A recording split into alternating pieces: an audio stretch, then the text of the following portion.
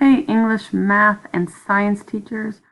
I'm going to go over a couple of reports here in NWEA that could help you use NWEA data for your SLO. When I used to give NWEA math tests years ago in my math class, I liked using the data because it allowed me to have a nationally normed test, one that I couldn't control, anything like that, come in, test my kids, and hopefully show growth over the year.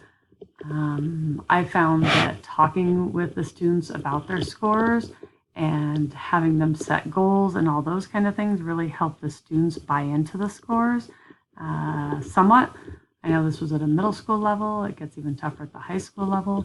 But I think the more we can have kids interact with the test data, the more buy-in they'll get and the more accurate the results will actually be, and maybe more useful for us to see what's actually happening with our students in our classes, and help them, prepare for SAT and other assessments that are outside of our control.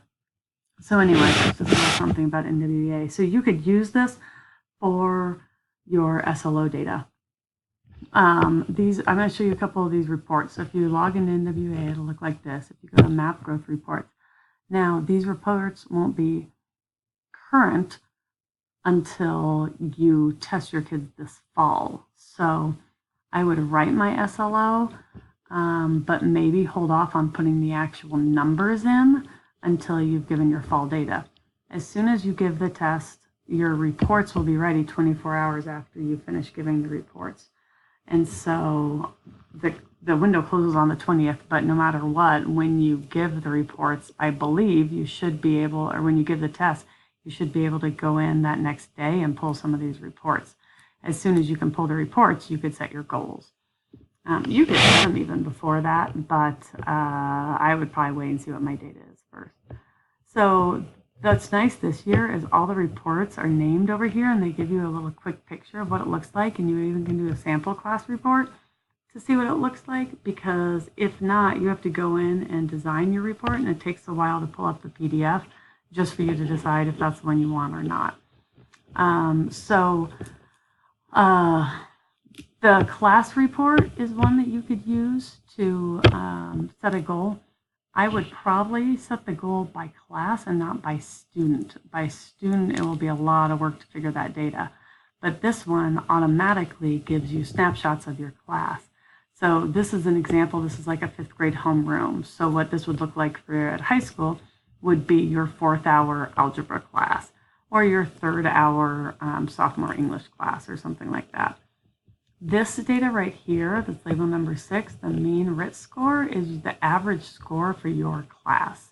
And so the average for this class was a 201. And so then if you come up here to the norm grade level, it's a 205. So you can see that this class is behind the norm of all the 5th graders in the country. That could be something that you could use to set your goal.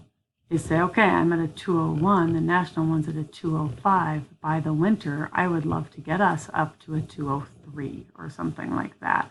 How much is a reasonable growth? I'll show you some places where you can find some of that information.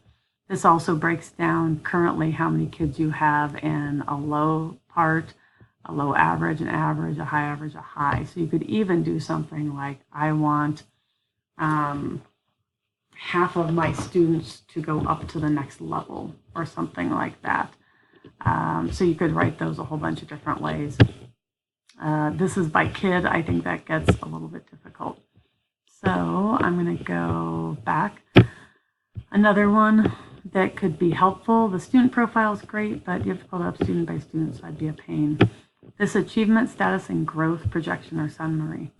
This one's cool because it kind of projects where your class is and where they're going to be. So like here's every student. This is what this student got, was a 217. Their projected RIT going from the fall to the winter would be a 220.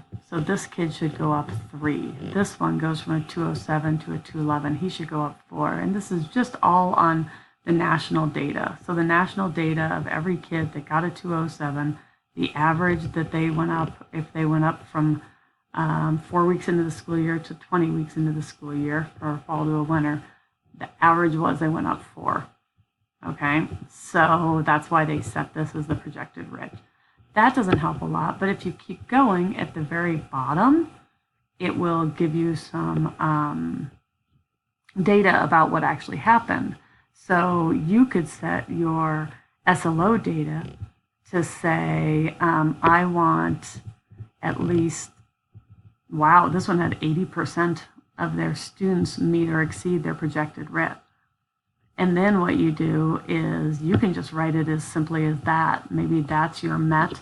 Your next one, I can't remember all the different 4 breakdowns, but maybe your MET would be that 80% of them met or exceed their projected RIT. So that would be their goal RIT, their growth.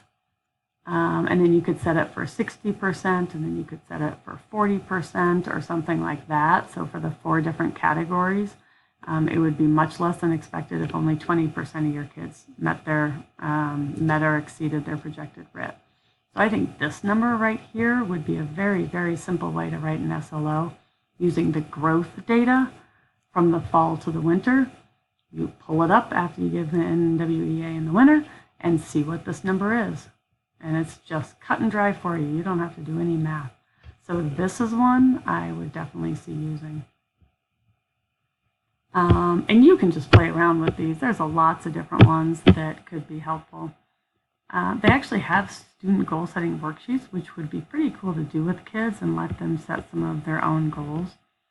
I think those were the 2 I really wanted to show you. There's also a document over here, Norms and Comparative Data, that if you pull this up, it ends up to be a PDF. Trying to keep this at 10 minutes. Do I have it up here? Yeah, I have it up here. And this is what it comes up with. It's from 2015. I thought in 2019, I guess which would be this year, maybe it's the 1920 year, that they're going to come up with new normative data. So they haven't normed this test since 2015. And they do it about every 3 years, because they did it must be every 4 years, because I think they did it in 2011 and then 2015. And so they'll probably be doing it here again in like 2019. So what this has is the mean score in mathematics for students in all of these grade levels. So if you're a 9th grader, the mean score at the beginning of the year is a 230. And so if a student's at a 210, you can come down here and be like, whoa, they're working at like a 5th grade level, okay? Or something like that. This could help you if you were interested in saying, okay, from a 230, it should go up to a 231.5. The mean that's what happens. So if it's a 1.5 jump, then maybe I'm going to set a goal that all of my classes go up to 1.5, and that would be that I met the goal. And then you can go down from there and say, the next level down is, well, we only grew by 1. The next level down is, well, we only grew by 0.5. But this could give you some data about what is kind of expected, because the norm is for it to go up this much. The norm is for it to go up this much. Down here, here's the student growth norms again, and these are, you wouldn't even have to do the subtraction. So basically this comes off of the other one. So the norm growing in 9th from fall to winter is it's going to go up to 2.0. So yeah, so there's some more. I don't know how these are different than the other ones. Oh, those are school norms and stuff. So you could use this as another way to set a goal, but I really like this one, and using this and trying to get 80% of your kids to meet their projected RIT. It'll figure it out for you. It'll actually tell you the kids that yes, met it, and didn't meet it. You could have kids set these. I would do some sort of a worksheet, and maybe we can do an after school thing in October where we could come together, people that want to, and figure out how to best have students interact with these scores that they got and set some goals for themselves for the year. Okay?